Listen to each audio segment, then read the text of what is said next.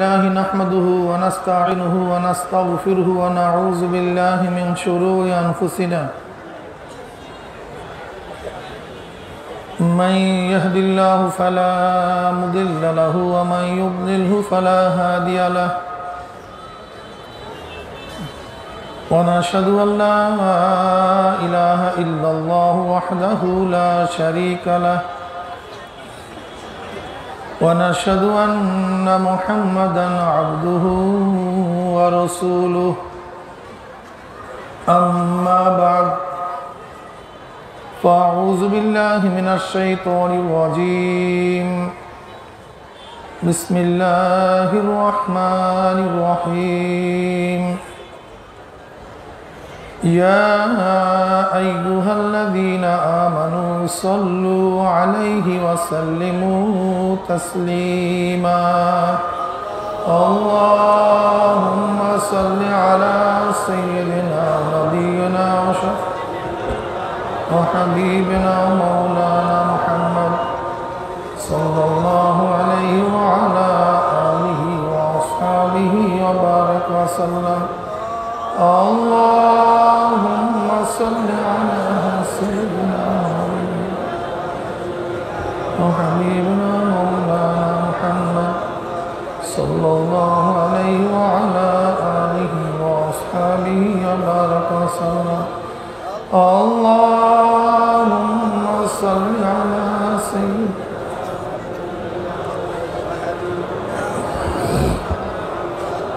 صلى الله عليه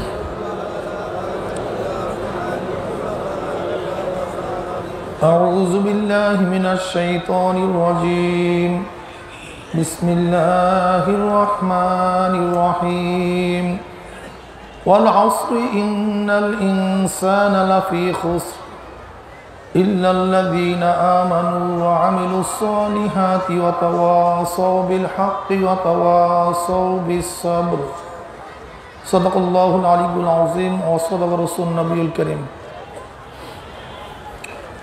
আল্লাহ পাকের বান্দা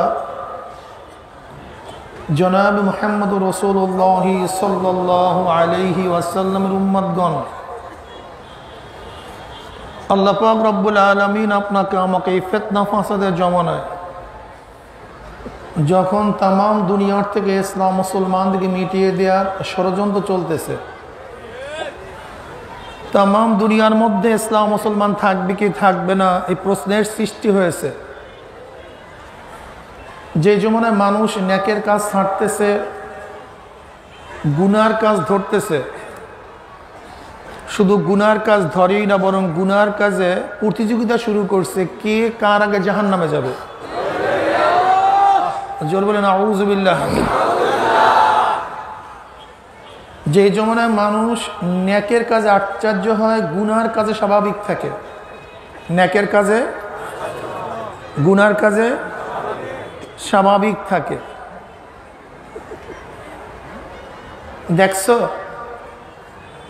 মেয়েটা কলেজে পড়ে বোরখা পরছে, বোরখা পরা নেকের কাজ, বোরখা ছাড়া।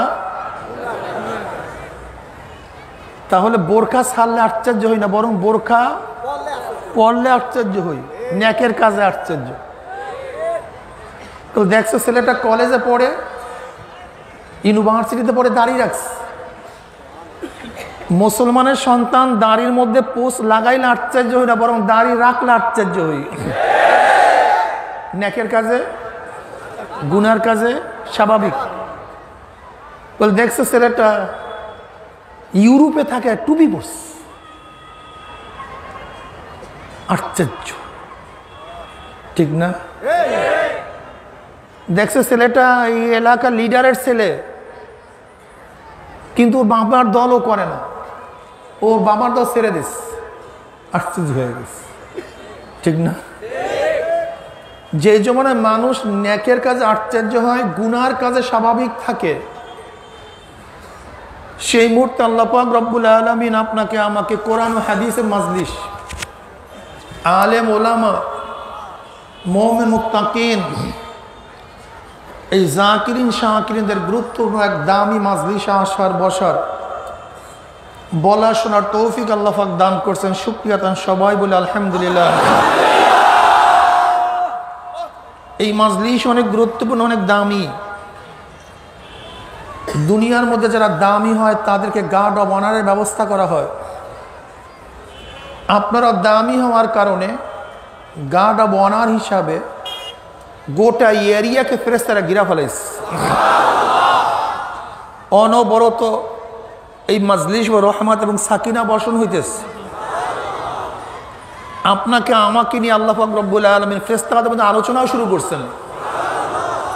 লা ইয়াকুদু কওমুন ইয়াসকুল্লাহ তাআলা ইল্লা হাফাতুল মালাইকা ওয়া গাশিয়াতুর রাহমা ওয়া নাযালাত আলাইহিমুস সাকিনা ওয়া যাকারুল্লাহু ফী মান ইনদাহু রাহু মুসলিম। এই মাজলিস এত গুরুত্বপূর্ণ, এত দামি। মাজলিসে ঢুকছিলাম গুনাহ নিয়া, কিন্তু এখানে গুনাহকে ধৌত করা হয়, গুনাহ সাফ করার মেশিন। ঢুকছিলাম গুনাহ নিয়ে, আল্লাহ পাক যদি কবুল করেন মাজলিস থেকে বের হয়ে যাবে, কোনো গুনাহ থাকবে না, সব সাফ হয়ে যাবে। এই মাজলিসকে কেন্দ্র করে আল্লাহ পাক রব্বুল আলামিন ফেরেশতাদের সাথে বিভিন্ন প্রশ্ন জবাব দেওয়ার পরে সিদ্ধান্ত দেন, উশহিদুকুম আন্নী কাদ গফারতু লাহুম, বুখারীর রওয়ায়াত। ফেরেশতারা সাক্ষী থাক, এই মাজলিসের গোটা বান্দাদের গুনাহকে আমি মাফ করে দিচ্ছি। আন্নী কাদ গফারতু লাহুম, সব মাফ। তিবরানির মধ্যে মাজমাউল জাওয়ায়েদের মধ্যে রওয়ায়াত আসছে, শুধু গুনাহ মাফি নয়, আল্লাহ পাক রব্বুল আলামিন কদ বুদ্দিলাস সাইয়্যাতুম হাসানাত, আল্লাহ পাক রব্বুল আলামিন সমস্ত গুনাহকে নেকের দ্বারা পরিবর্তন করে দেবেন। অনেক দামি মাজলিস, অনেক গুরুত্বপূর্ণ, খুব খেয়ালের সাথে কথা শোনা চাই। আমি কোরআনে পাকের সূরার মধ্য থেকে ছোট্ট একটা সূরা আপনাদের সামনে তেলাওয়াত করছি, সূরা আসর। মক্কা অবতীর্ণ হয়েছে। এই সূরার গুরুত্ব অনেক। ওবায়দুল্লাহ রাহমাতুল্লাহ আলাইহি বলেন, নবীর সাহাবীদের মধ্যে এমন দুইজন সাহাবী ছিলেন যারা পরস্পরে এই সূরা আপোষে শোনাবার আগ পর্যন্ত একে অপর থেকে বিচ্ছিন্ন হইতো না। একে অপরকে এই সূরা শোনাবার পরে বিচ্ছিন্ন হইতো। এত দামি সূরা। ইমাম শাফি রহমাতুল্লাহ আলাইহি ইবনে কাসিরের মধ্যে ইমাম শাফি রহমাতুল্লাহ আলাইহি উদ্ধৃতি নিয়ে আসছেন। ইবনে কাসির রহমাতুল্লাহ আলাইহি, ইমাম শাফি রহমাতুল্লাহ আলাইহি বলেন, যদি কোনো ব্যক্তি এই সূরার মধ্যে চিন্তা ভাবনা করে তাহলে যথেষ্ট হয়ে যায়। গোটা দিন, গোটা শরীয়ত, গোটা ইসলাম এর মধ্যে ঢুকানো আছে। আল্লাহ পাক রব্বুল আলামিন কোরআনে পাকের মধ্যে কসম শুরু করছেন, ফালা ওয়া রাব্বিকা লা ইউমিনুনা হাত্তা ইউহাক্কিমুকা ফীমা শাজারা বাইনাহুম। এখান থেকে আল্লাহ পাক কসম শুরু করছেন। এর আগে কোরআনের মধ্যে কসম কাটেন নাই। আর আল্লাহ পাক রব্বুল আলামিন কসম শেষ করছেন এই আসর, এই সূরার মাধ্যমে। এরপর আর কসম নেই। শুরু ফালা ওয়া রাব্বিকা, শেষ ওয়াল আসর ইন্নাল ইনসানা লাফি খুসর। ওয়া কসমিয়া, কসম কেন করা হয়? কিসের জন্য কসম কাটবেন? কই জজ তো আসামির কাছে কসম করে না, বাদশা তো প্রজার কাছে কসম করে না, বাবা তো সন্তানের কাছে কসম করে না, ওস্তাদ তো ছাত্রের কাছে কসম করে না, বড় তো ছোটোর কাছে কসম করে না, বরং ছোট তো বড়র কাছে কসম করে। এইটাই নিয়ম, এইটাই পদ্ধতি। তাহলে আল্লাহ পাক কি ছোট না সবচেয়ে বড়? আল্লাহু আকবার বলেন।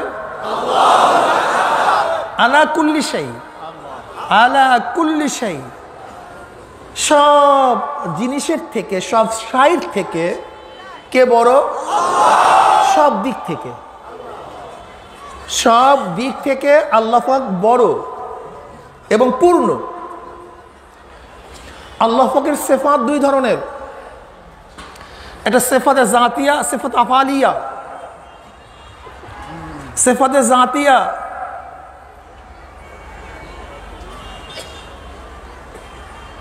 একটা হলো সিফাতে জাতি, আর সিফাতে সালবি। সিফাতে জাতি ওই সিফাত, তার মধ্যে আবার দুইটা আছে। একটা হলো আল্লাহর সাথে মুত্তাসিফ, কখনোই তার থেকে দুর্বৃত হয় না। আর এক সিফাত যা মাঝে মাঝে হয়, মাঝে মাঝে হয় না, ঠিক না? যেমন আল্লাহ পাক রব্বুল আলামিনের সিফাত ওজুদি, একটা এমন সিফাত গায়রে মুনফারিদ, যা কোনো সময় তার থেকে কি হয় না, বিয়োগ হয় না। যেমন আল্লাহ পাক বাসির, দেখেন, না দেখার গুণে তাকে কখনো স্পর্শ করতে পারে না। আল্লাহ পাক সামে, তিনি শুনেন, না শোনার গুণে তাকে কোনো সময় স্পর্শ করতে পারে না। আল্লাহ পাক আলিম, তিনি জানেন, মূর্খতার গুণে আল্লাহ পাক কখনো স্পর্শ করতে পারেন। আল্লাহ পাক কুদরাত, শক্তিশালী, আত্মের শক্তি, দুর্বলতা তাকে কোনো স্পর্শ করতে পারে না। আল্লাহ পাক হাই, তিনি জিন্দা, মৃত্যু তাকে স্পর্শ করতে পারে না। এমন কিছু সিফাত, যেই সিফাত তার থেকে দুর্বৃত হয় না, ঠিক না? তা প্রশ্ন করতে পারেন, হুজুর, এ আল্লাহ পাকের এমন কি সিফাত বয়ান করলেন যেগুলো আমাদের মধ্যেও আছে, যেগুলি আমাদের মধ্যেও আছে।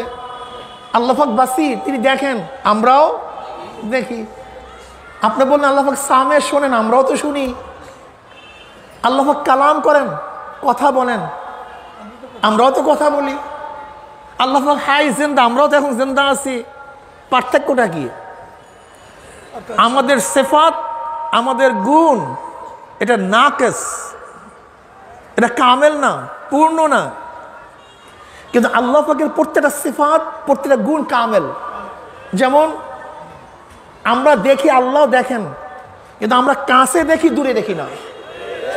আল্লাহ পাক দূরেও দেখেন, আমরা আলোতে দেখি, অন্ধকারে দেখি না। আল্লাহ পাক আলোতেও দেখেন, অন্ধকারেও দেখেন। আমরা বুড়া হলে চশমা লাগাতে হয়, আল্লাহ পাকের চশমার প্রয়োজন হয় না। আল্লাহ পাক কেমন দেখেন? 7 তবক জমিনের নিচে একটা কালো পাথর, সেই কালো পাথরের মধ্যে পরমাণু পরিমাণ যদি করার ছোট্ট পিপিলিকা থাকে, সেটা আল্লাহ পাক দেখেন। অর্থাৎ তার দেখাটা পূর্ণ, আমাদের দেখাটা অপূর্ণ।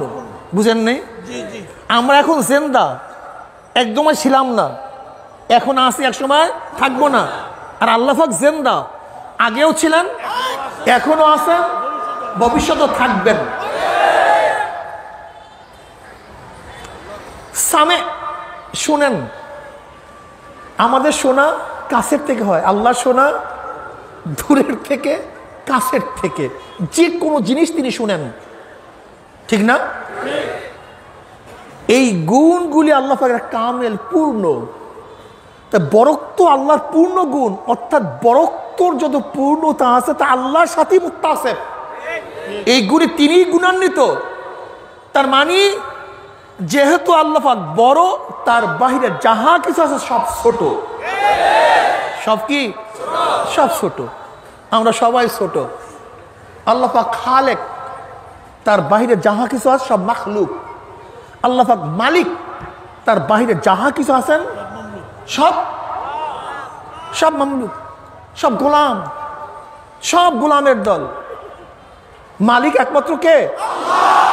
আমার আল্লাহ। সিফাতে জাতিয়া, উজুদিয়া, আল্লাহ সিফাতে সালবি, যেই সিফাতে আল্লাহ পাক কখনো গুণান্বিত হনই না।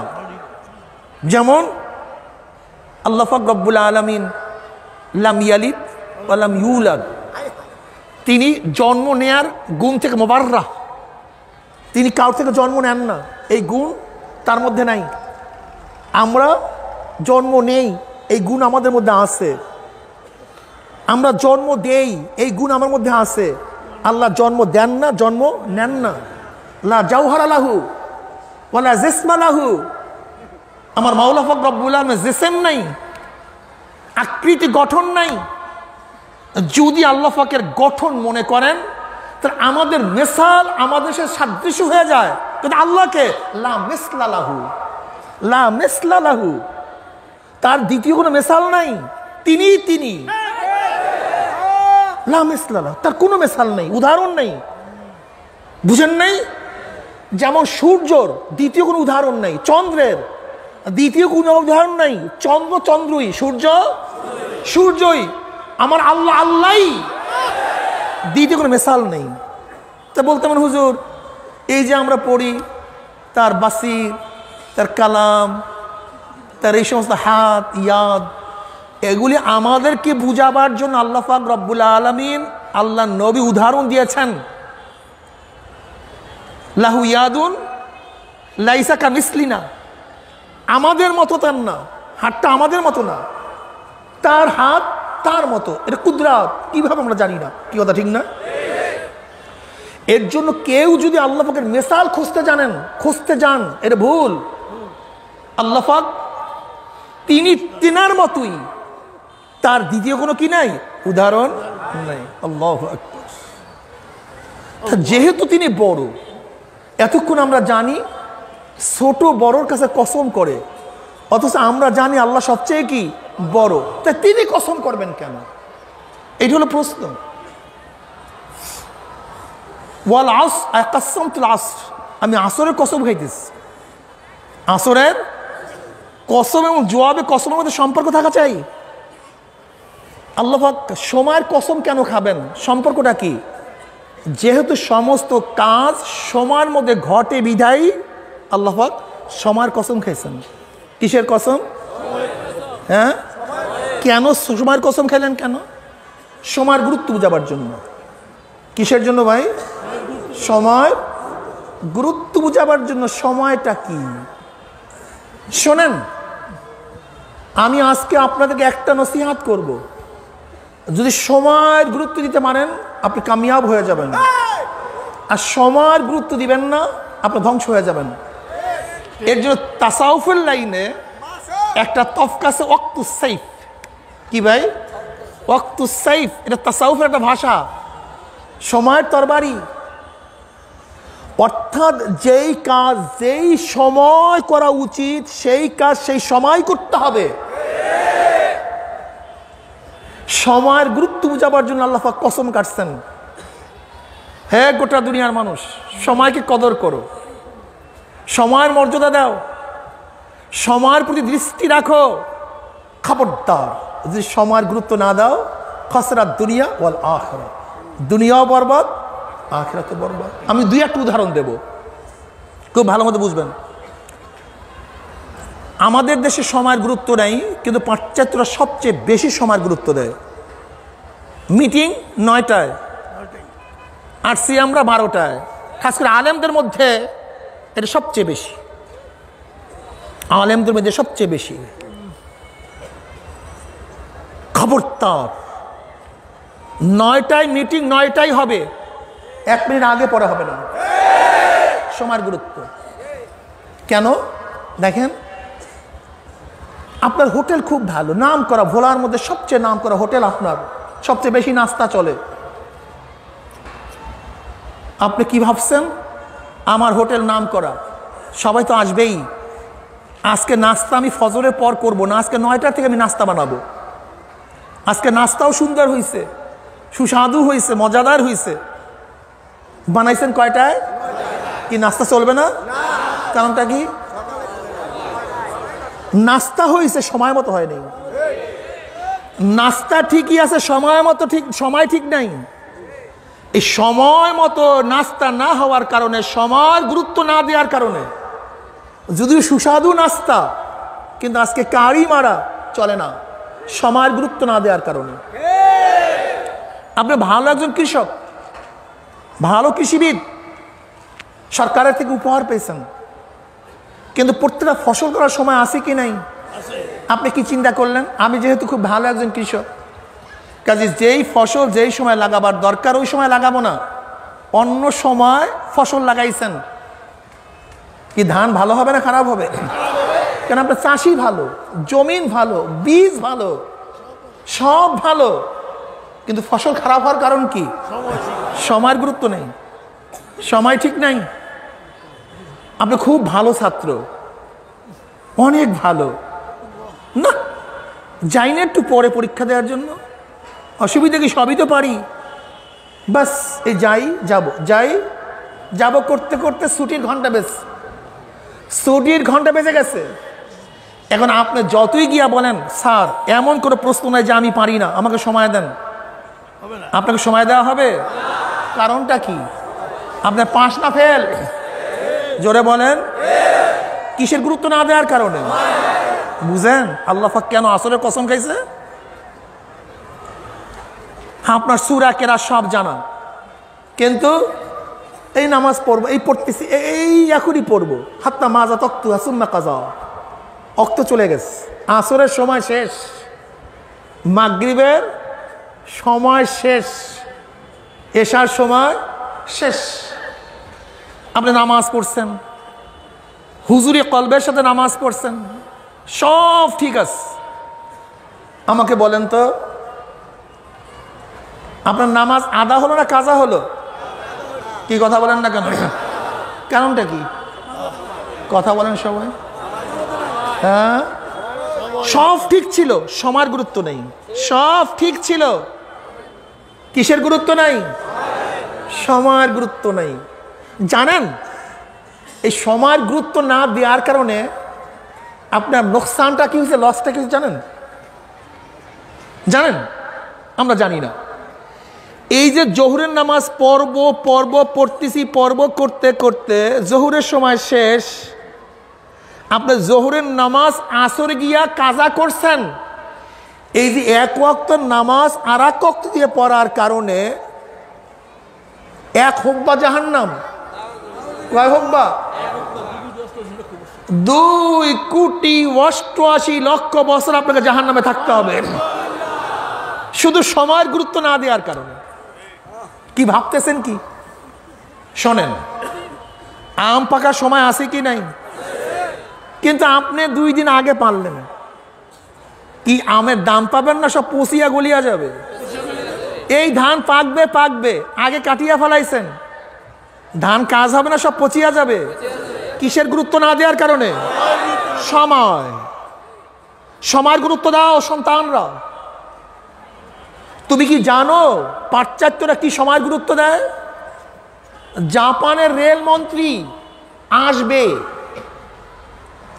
তার জন্য 3 মিনিট রেল অপেক্ষা করা হয়েছিল, 3 মিনিট। এর জন্য রেল মন্ত্রীগিরি শেষ। কেন? জাতীয় সময়ের মধ্য থেকে তোমার নিজের জন্য 3 মিনিট সময় ব্যয় করার অধিকার তোমাকে কে দিছে? তারা তো উন্নত কেন? আমার মাওলা কসম কাছে সময়ের, অর্থাৎ তোমার কাছে আমার কাছে সময়ের গুরুত্ব নাই। তাস খেলে হাজারো সময় ব্যয় করতেছি, জুয়ার মধ্যে হাজারো সময় ব্যয় করতেছি, আড্ডা মেরে হাজারো সময় ব্যয় করতেছি। তুমি কি জানো গোটা দুনিয়া চালায় কারা? ইহুদিরা। কারা?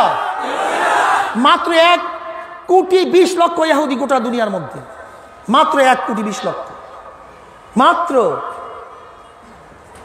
অথচ প্রত্যেকটা ইহুদি সন্তানদেরকে ইহুদিরা হেফজখানায় যেরকম বাচ্চাদেরকে কঠোর পরিবেশের মধ্যে পালে, ঠিক প্রত্যেকটা ইহুদির বাচ্চাকে তার বাপ মা ওই কঠোর পরিবেশের মধ্যে পালে, কঠোর পরিবেশের মধ্যে। আমাকে সেদিনকে আমাদের ছোট ভাই মুফতি আবুল খায়ের সাহেব বললেন, লন্ডনে গেলাম এক পাড়ায়, এর মধ্যে সবাই বলতেছে এখন আর কেউ যেতে পারবেন না এখানে, যার অনুমতি নেই। কেন? ইহুদির বাচ্চারা বের হবে। যদিও খ্রিস্টান কান্ট্রি, গোটা দুনিয়ার মধ্যে রিলিজিয়াম ফুড আছে প্লেনের মধ্যে, রিলিজিয়াম ফুড। ইহুদিরা শুয়ার খায় না, ইহুদিরাও শুয়ার খায় না, যবে কিছু জিনিস তারা খায় না ইহুদিরা। গোটা দুনিয়ার মধ্যে এই কজন ইহুদিদের জন্য রিলিজিয়ান ফুড। গোটা দুনিয়ার স্বর্ণ তাদের কাছে, গোটা দুনিয়ার মাটি তাদের কাছে। এমন কোন একটা ইহুদি বাচ্চা পাবেন না যার কাছে অ্যান্ড্রয়েড সেট আছে। অ্যান্ড্রয়েড সেট, এই যে বড় সেট আছে না, কোন ইহুদির বাচ্চার কাছে অ্যান্ড্রয়েড সেট নেই, একটা বাচ্চার কাছেও নেই। শুধু তাই নয়, এমনকি ইহুদি সবাই অ্যান্ড্রয়েড সেট ব্যবহার করে যখন প্রয়োজন, ছোট্ট একটা সেট থাকবে, মোবাইল থাকবে, ছোট্ট মোবাইল, এই মোবাইল ব্যবহার করে। কোনো বাচ্চার কাছে তারা সেট দেয় না ইহুদিরা। শুধু তাই নয়, প্রত্যেকটা ইহুদির সাথে এরকম বাইবেল থাকবে, বাইবেল কিতাব। তাদের ধর্মীয় গ্রন্থ আগে পড়বে, তারপর পড়াশোনা। আর আমাদের মুসলমানের সন্তান প্রথম কোরআনকে জবাই দেবে, ইসলামকে জবাই দেবে, তারপর পড়াশোনা শুরু করবে। এর জন্য 200 কোটি মুসলমান থাকা সত্ত্বেও আজকে মুসলমানরা গোলামি করতেছি। আর ইহুদির বাচ্চারা তাদের কিতাবকে বুকে ধারণ করার কারণে গোটা দুনিয়ার মধ্যে তারা নেতৃত্ব প্রদান করতেছে। জানো না, পড়াশোনা নাই, জানাশোনা নাই, সমস্যাই। গোটা দুনিয়ার মধ্যে একজন ইহুদি পাবেন না যে ইহুদির বিরুদ্ধে গালি দেয়। গোটা দুনিয়ার মধ্যে একজন খ্রিস্টান পাবেন না যে পাদ্রীকে গালি দেয়। হিন্দুদের মধ্যে একজন পাবেন না যে তার ঠাকুরকে গালি দেয়। এই যে দুর্গা পূজার সময় কোন হিন্দু কি দুর্গার বিরুদ্ধে লিখছে কিছু? দেখছেন কোন হিন্দু কালীর বিরুদ্ধে কিছু লিখছে? গণেশের বিরুদ্ধে? বর্তমান তো হিন্দুরা ডাইরেক্ট প্রসাদ পান করতেছে গরুর, তারা গোবর খাইতেছে, গোবর মাখতেছে। কিন্তু আমাকে দেখান তো বাংলাদেশে কোনো হিন্দু পণ্ডিত এর বিরুদ্ধে কোনো লিখছে, বক্তব্য দিছে? নেই, নেই। অথচ কুলাঙ্গার, কুলাঙ্গার মুসলমানের গোষ্ঠী, কুলাঙ্গার, কুলাঙ্গার, মেধাহীন একটা জাতি, নামধারী মুসলমান, নামধারী এক জাতি মুসলমান। এরা যেরকম হিন্দুরা তার ঠাকুরের বিরুদ্ধে স্লোগান দেয় না, মিছিল করে না, আর কুলাঙ্গারের গোষ্ঠী আলেমদের বিরুদ্ধে স্লোগান দেয়। বুঝলেন কত সুন্দর প্ল্যানটা কি? কুলাঙ্গারের গোষ্ঠী। যদি আমি প্রশ্ন করি যে বলেন তো মুসলমানের শত্রুকে, আপনি বলবেন ইহুদি। যদি আরে ভাই ইহুদি, অবশ্যই যে না, আগে যে না।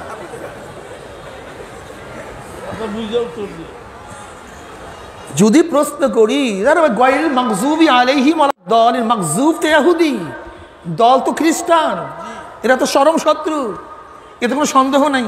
আপনি তো হিসাব জবাব দিবেন। যদি প্রশ্ন করি মুসলমানদের সবচেয়ে বড় শত্রুকে, আপনি জবাব দিবেন ইহুদি, তারপর খ্রিস্টান, তারপর মুশরিক। এটা আপনার জবাব, কোরআনের জবাব, হাদিসের জবাব। কথা ঠিক? লেকিন আমি বলবো তারা তো শত্রুই আছে, কিন্তু মুসলমানের সবচেয়ে বড় শত্রু নামধারী মুসলমান। কারা ভাই বলেন? সবচেয়ে বড় শত্রু মুসলমানের, সবচেয়ে বড় শত্রু কারা ভাই? নামধারী মুসলমান সবচেয়ে বড় শত্রু। এর চেয়ে বড় শত্রু মুসলমান জাতির কেউ না। বিশ্বাস হয় না?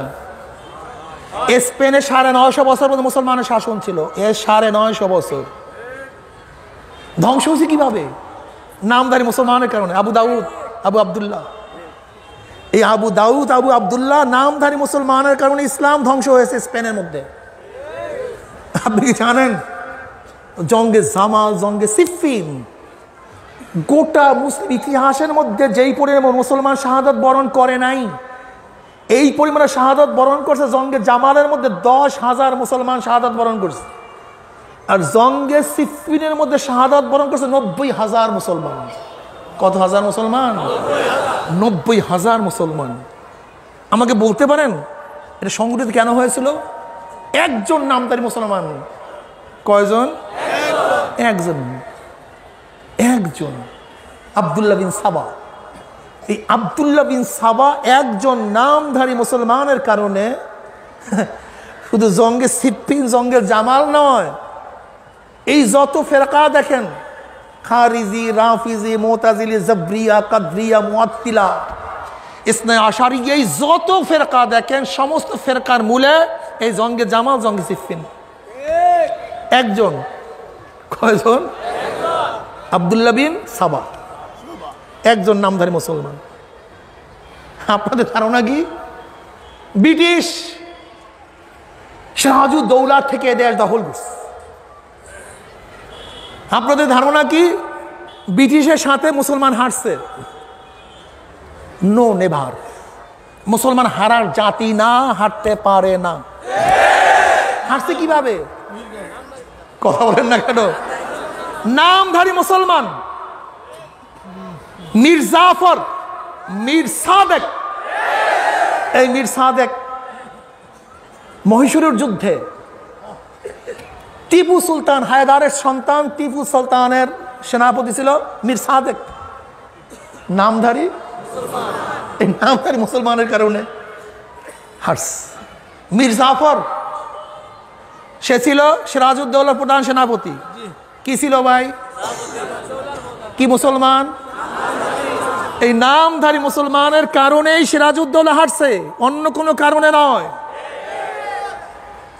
আজকেও বাংলাদেশে নয়, গোটা দুনিয়ার মধ্যে মুসলমানদেরকে কারা গালি দেয়?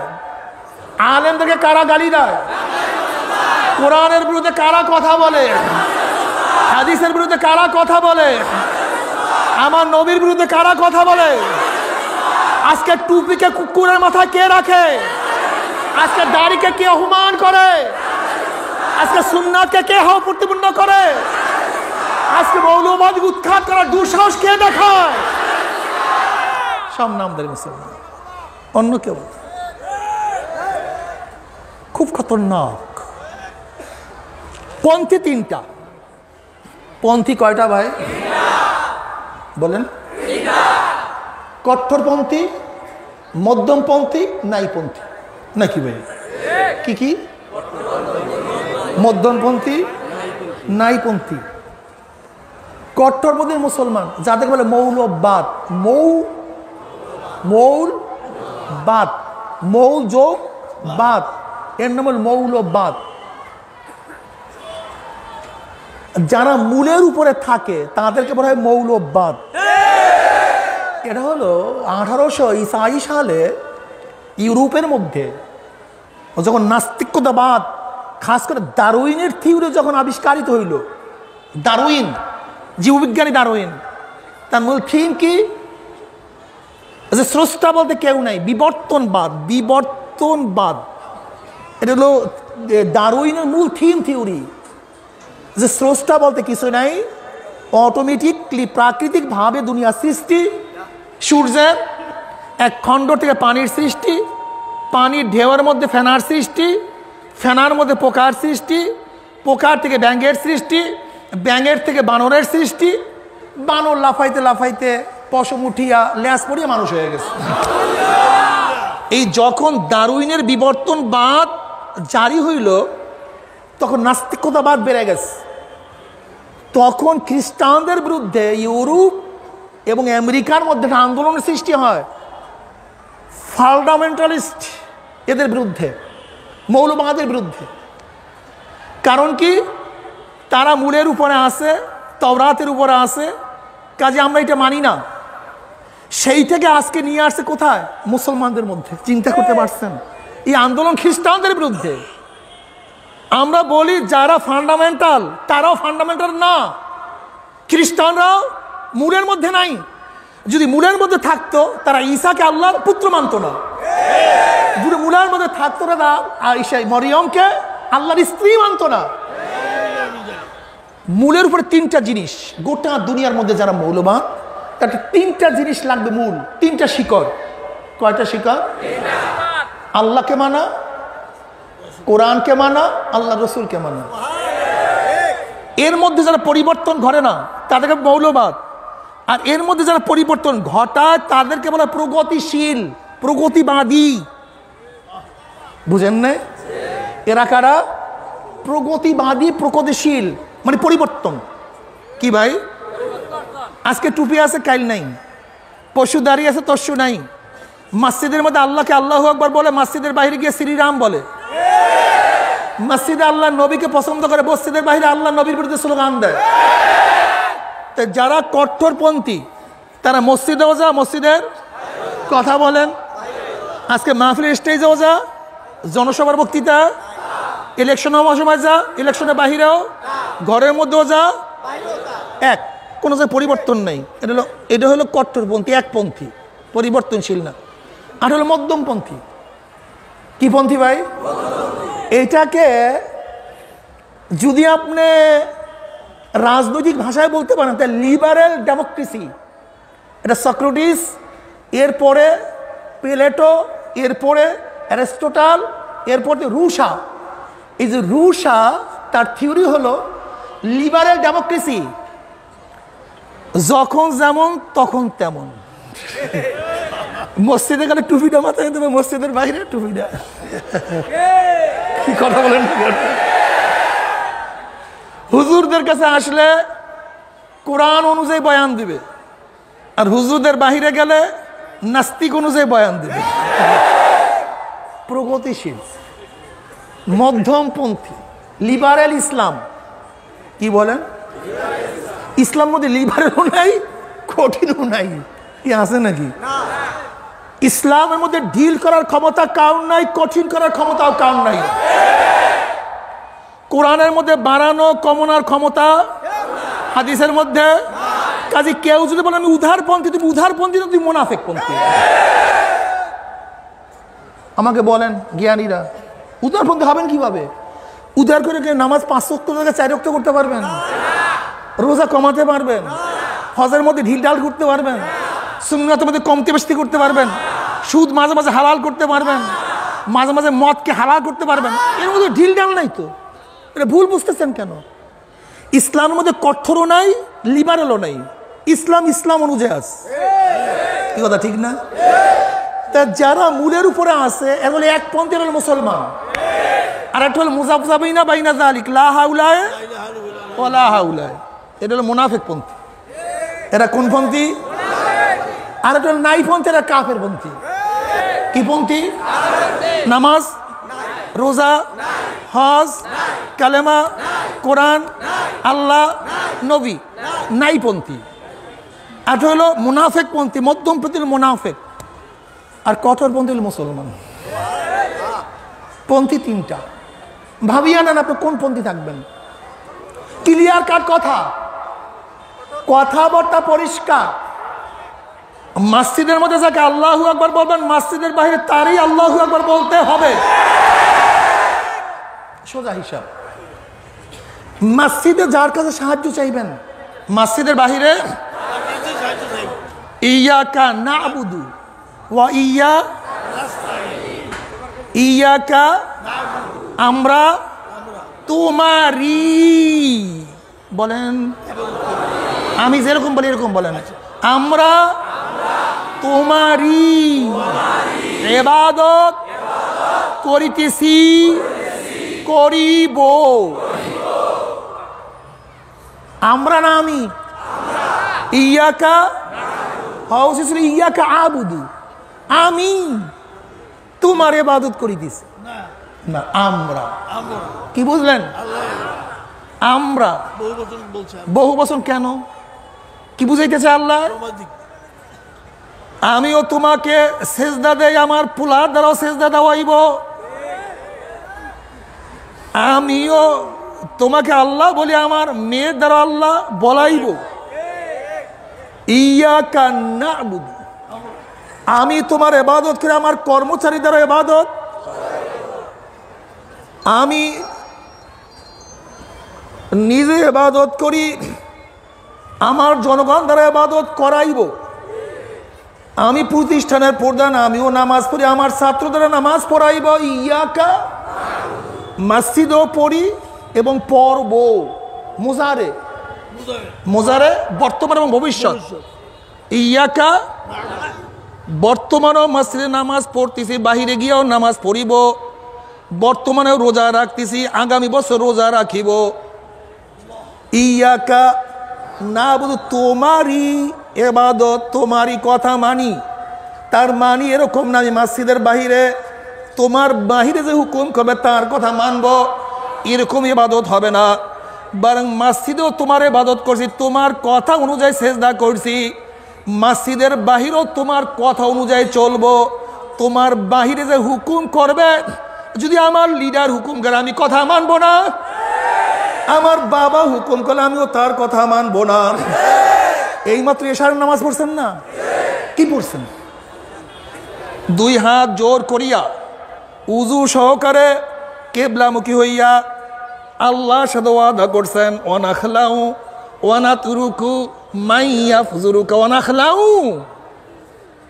ওয়ানাখলাউ ওয়ানাতরুকু মাইয়াফজুরুকা, ওয়ানাখলাউ মাওলা হে, যে তোমার অবাধ্য চলে, তোমার গুনাহ করে, তোমার কথা মানে না, কোরআন মানতে চায় না, হাদিসকে মানতে চায় না, ইবাদত করতে চায় না, যারা তোমার আইনকে অবজ্ঞা করে, ওয়ানাখলাউ ওয়ানাতরুকু, আমি তার সাথে একত্রিত গ্রহণ করলাম, নির্জনতা অবলম্বন করলাম, আমি তার সাথে খাবো না, আমি তার সাথে বসবো না, তার ঘরে থাকবো না, তার বিছানায় আমি যাব না, তার সাথে আমি কোনো সম্পর্ক রাখবো না। ওয়ানাখলাউ ওয়ানাতরুকু মাইয়াফজুরুকা, যে তোমার সাথে ফেসকে ফুজুরি করে, তোমার কথা মানে না, কোরআন ও হাদিস অনুযায়ী চলে না, চাই সে আমার বাবা হোক।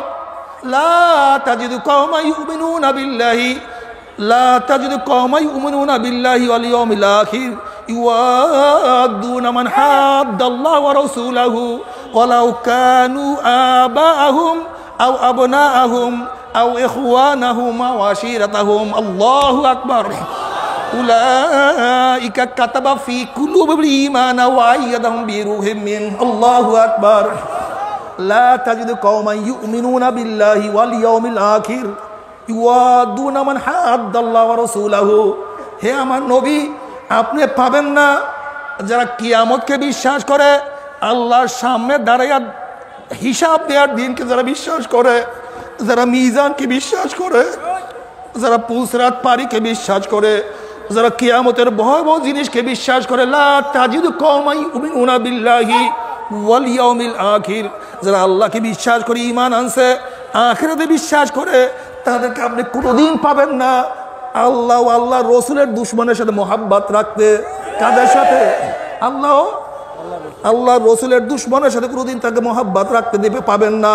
ওয়ালাউ কানু আবাহুম, চাই যদিও আল্লাহ রসুলের দুশমন মুমিনের বাবা হোক না কেন, আও আবনাহুম, যদিও আল্লাহ রসুলের দুশমন মুমিনের সন্তান হোক না কেন, আও ইখওয়ানাহুম, চাই তাদের আপন ভাই হোক না কেন, মা হোক না কেন, স্ত্রী হোক না কেন, স্বামী হোক না কেন, শ্বশুর হোক না কেন, চাই তার আপন ভাই হোক না কেন, চাই তার লিডার হোক না কেন, চাই তার ওস্তাদ হোক না কেন, চাই তার নেতা হোক না কেন, আল্লাহ রসুলের দুশমনের সাথে মুমিন কোনদিন মোহাব্বত রাখতে পারে না।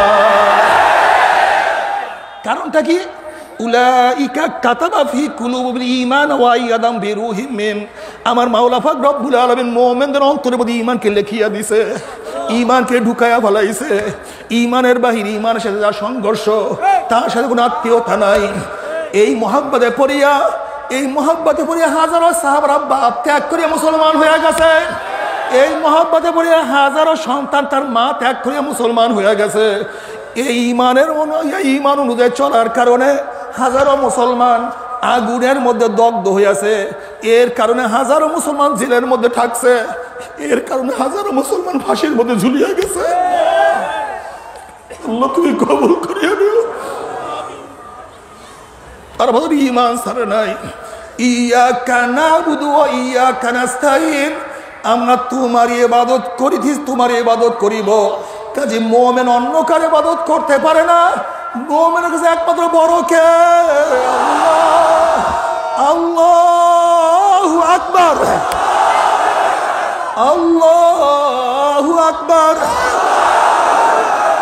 মারার দিক থেকে আমার মাওলায় বড়, বাঁচাবার দিক থেকে আমার মাওলায় বড়, সম্মান দেওয়ার দিক থেকে আমার মাওলায় বড়, বিজির করার থেকে আমার মাওলায় বড়, রেজাকের দিক থেকে আমার মাওলায় বড়।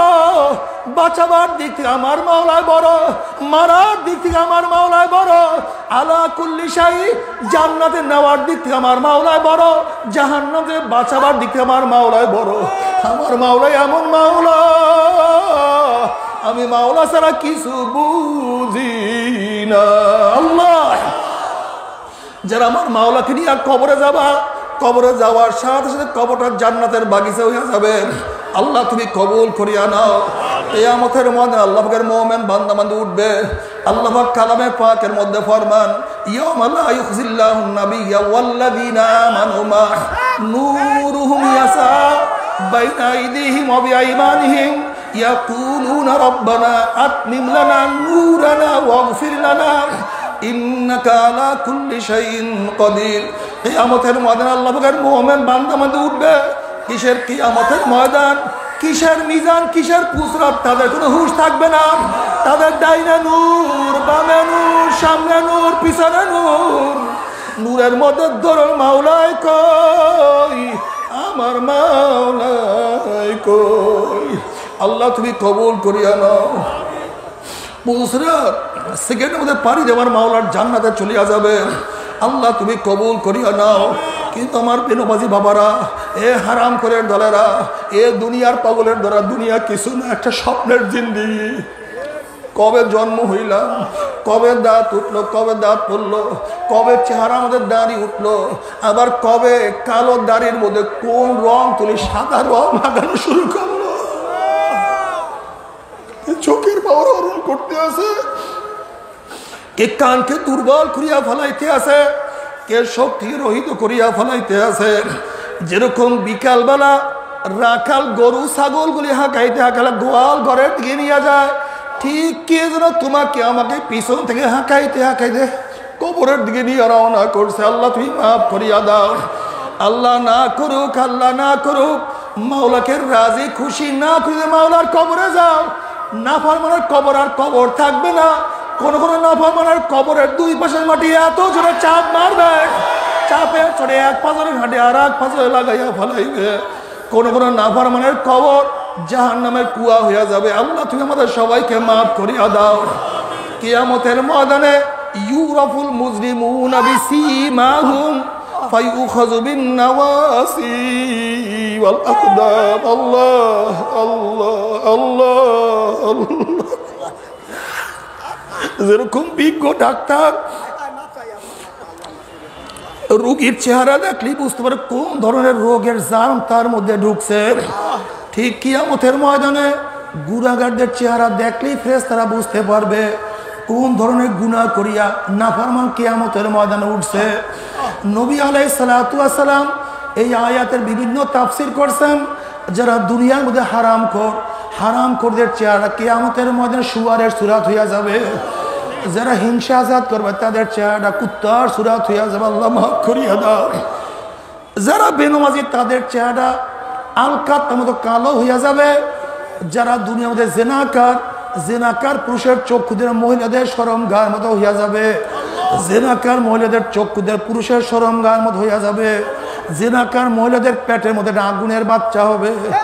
বাচ্চা আস্তে বড় হইতে থাকবে, বাচ্চা প্রসব হবে না, যন্ত্রণাও সহ্য করতে পারবে না, বাচ্চা শুধু মাথা বাইর হবে। ওই মাথার মধ্যে জাহান্নামের শিকল লাগাইয়া হাজার হাজার হাজার বছর টাঙ্গে থাকবে, কিন্তু বাচ্চার প্রসব হবে না। আল্লাহ আল্লাহ তুমি আমাদের সবাইকে মাফ করিয়া দাও। কাজে আমার যুবক বাবারা, এ আমার পর্দালা মা বোনেরা, সময় চলিয়া যাইতে আছে, তওবা করার সময় চলিয়া যাইতে আছে, তওবার সময় চলিয়া যাইতে আছে, তওবার সময় চলিয়া যাইতে আছে। সময়ের গুরুত্ব দাও। তুমি ভাবছো আগামীকাল তওবা করবো, আগামীকাল তওবা করবো, আগামীকাল তওবা করবো। তুমি কি জানো কোন হায়াত সবচেয়ে দামি, কোন হায়াত সবচেয়ে নিকৃষ্ট? নবী আলাইহিস সালাতু ওয়াস সালাম ফরমান, ওই হায়াত সবচেয়ে দামি যে হায়াত লম্বা হবে, তার মধ্যে নেকও বেশি হবে। এই হায়াত সবচেয়ে দামি হায়াত। ওই হায়াত সবচেয়ে নিকৃষ্ট হায়াত যে হায়াত লম্বা হবে, গুনাহও বেশি হবে। কাজে আজকেই তওবা করিয়া ফেলো। আমি আর নামাজ কাজা করব না, আমি আর রোজা ছাড়ব না, আমি আর বেপর্দা হব না, আমি আর খোদাদ্রোহী থাকব না, আমি আর দাড়ি কাটব না, আমি আর সুদ খাইব না, আমি আর ঘুষ গ্রহণ করব না। আল্লাহ না করুক তওবা না করি মাওলার কবরে যাও। জাহান্নামে দেখুন আল্লাহ পাকে এমন কঠিন এমন মারাত্মক জাহান্নাম তৈয়ার করিয়া রাখছে। আজকে দুনিয়ার আগুন হাতে লাগলে হাত পড়ে, পায়ে লাগলে পাও পড়ে।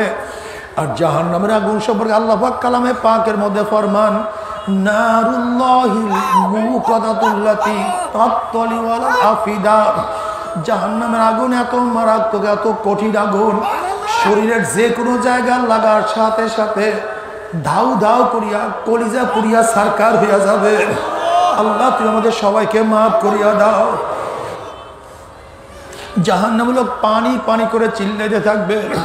আল্লাহ বলে, ফেরেশতারে এই নাফরমানকে কত নেয়ামত আমি ভোগ করাইছি, ওয়া ইন তাউদ্দু নিয়ামাতাল্লাহি লা তুহসুহা। আমার এত নেয়ামত খাইয়া লই যারা আমার হুকুম মানে নাই, ওদের জন্য ঠান্ডা জাতীয় ঠান্ডা পানির ব্যবস্থা রাখি নাই। লা ইয়াযুকুনা ফিহা বারদা ওয়ালা শারাবা ইল্লা হামিমা ওয়া সাকা জাযাআন নিফাকা। আমি ওদের জন্য গরম পুজ এবং গরম পানির ব্যবস্থা রাখছি। ওই পানি এবং পুজ এত গরম হবে, যখন জাহান্নামূলক পানি এবং পুজ ডক ডক করে গিলিয়া খাইয়া ফেলাইবে, পেটের মধ্যে গিয়া নারী বৃষভ জ্বালাইয়া পোড়াইয়া গলাইয়া পিছনের রাস্তা দিয়া জুব জুব করে ফেলাইয়া দিবে। আল্লাহ পাক কালামে পাকের মধ্যে ফরমান, লা ইয়ামুতু ফিহা ওয়ালা ইয়াহইয়া। মানুষ মরবেও না, মানুষ বাঁচবেও না। আমরা সহ্য করতে পারবি? ওই জাহান্নামের আগুন কেউ সহ্য করতে পারবো না।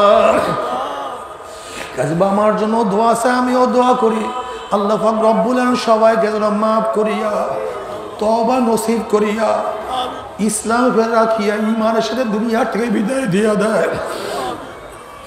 আমার জন্য দোয়া আছে, আমিও দোয়া করি আল্লাহ পাক সবাইকে কবুল করিয়া নেন।